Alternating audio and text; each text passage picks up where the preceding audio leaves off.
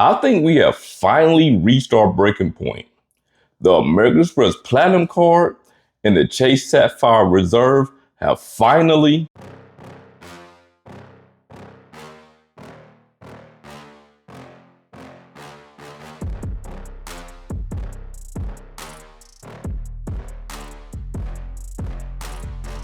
What is up, team? It's your boy Sledge from the SledgeInc team, back with another video. And today, we're going to be talking about something that has shaken up the travel rewards world.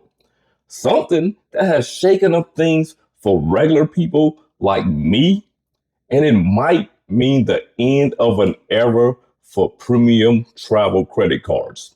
And you know over here at SledgeInc, we get straight to business, so let's get to it. First things first, we're going to touch on the refreshed Chase Sapphire Reserve, as well as the rumored annual fee hike of the American Express Platinum Card. If you're anything like me and you've been leveraging these cards for fantastic travel perks, buckle up because things are about to change and not necessarily good for your average consumer. Let's start with the Chase Sapphire Reserve. For years, this card has been the gold standard for Chase credit card holders. A $550 annual fee offset by a pretty good $300 easy to use travel credit. Plus 3 points per dollar on dining, travel, fantastic redemption through the Chase travel portal, lounge access, global entry or TSA pre-check. It felt like a no-brainer for anyone who traveled a few times a year and was in the Chase ecosystem. But now, Chase has dropped a bombshell. The annual fee is going to increase to $795 for new applicants and current card holders that renew after October 26, 2025. That is a 45% increase. Let me say that one more time. That is a 45% increase on the annual fee. Now, Chase is trying to justify this by adding a slew of credits in American Express form and claiming that these credits are going to give you over $2,700 in total value. But here's where it gets complicated for us regular folks.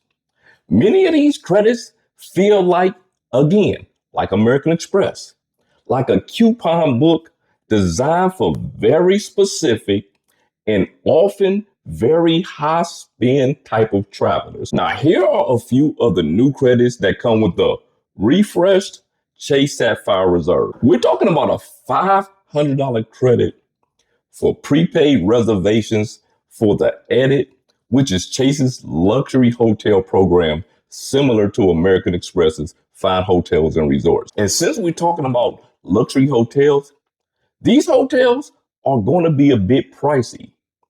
And this credit is going to be broken down into two $250 credits that come semi-annually. And you have to stay in the property for 2 consecutive nights in order to earn the credit. So for a lot of people, this credit might be useless. There's a $300 credit for Sapphire Reserve exclusive table restaurants. They really need to change the name of that. That name is way too long.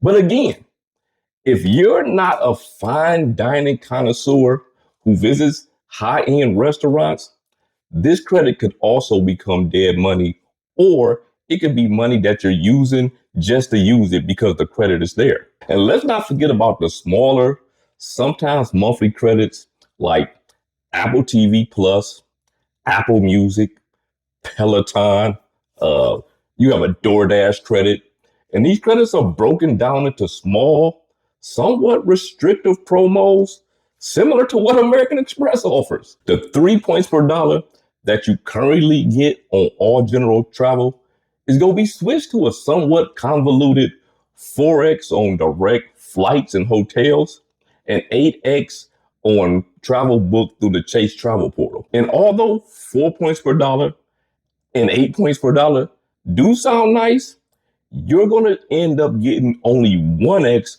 on a lot of other travel categories. Do your research on these banks are always in the business of making money. If you don't want to do the research, which a lot of y'all don't do, it's okay. I'm doing it for you. And I almost forgot. You know the 1.5% points boost that you get with the Chase Sapphire Reserve when you book travel through the Chase Travel Portal? Well, that's going to be mostly gone as well and replaced with a points boost. Man, I can't say that to save my life. Replaced with a points boost on select redemptions.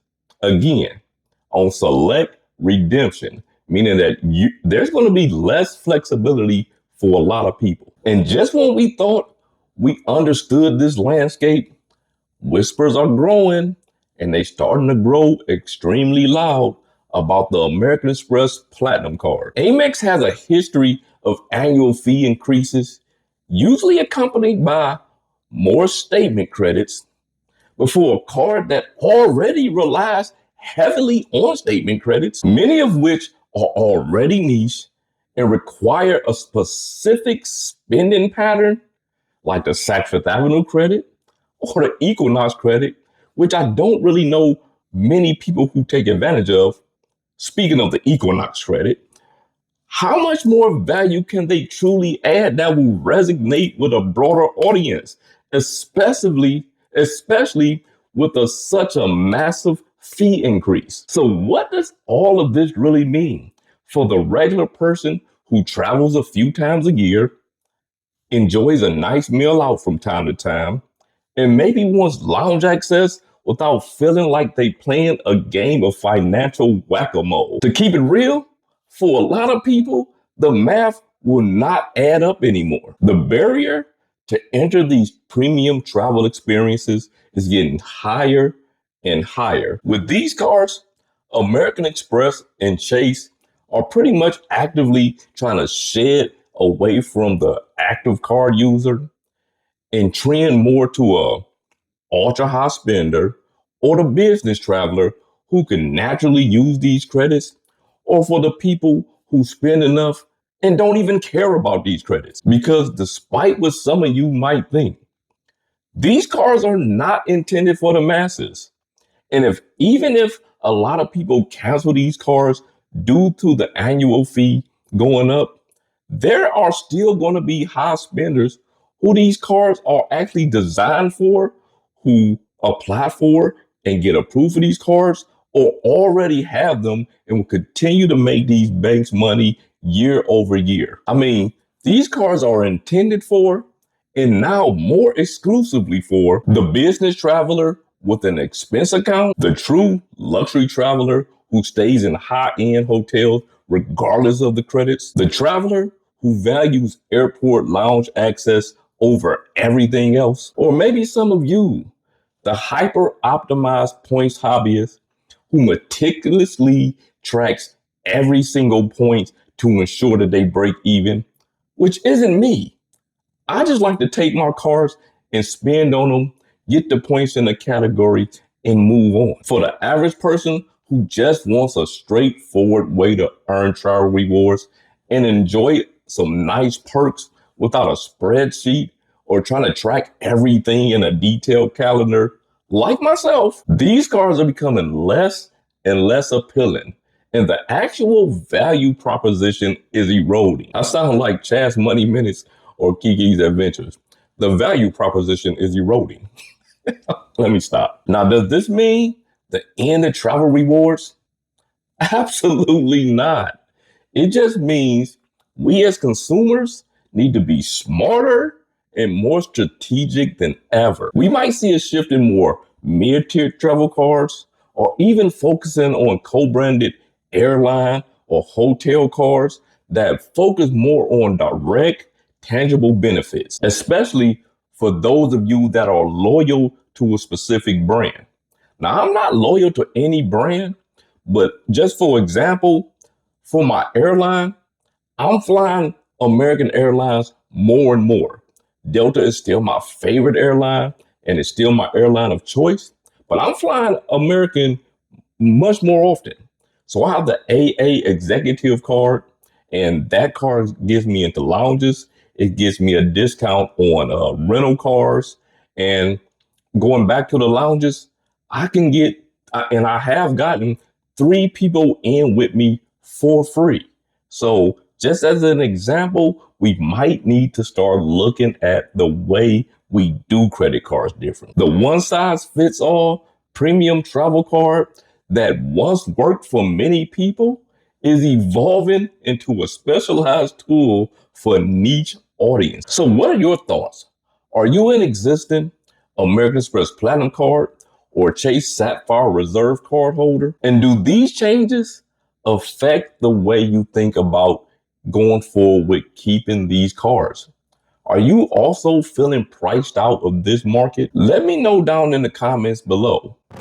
Well, if you like this content or was just entertained, hit that thumbs up, share this video, but most importantly, drop a salute emoji in the comment section. And remember, the separation is in the preparation. It's your boy Sledge. Salute. Subscribe to the channel. Join the membership. Join the membership. Join the membership. Salute.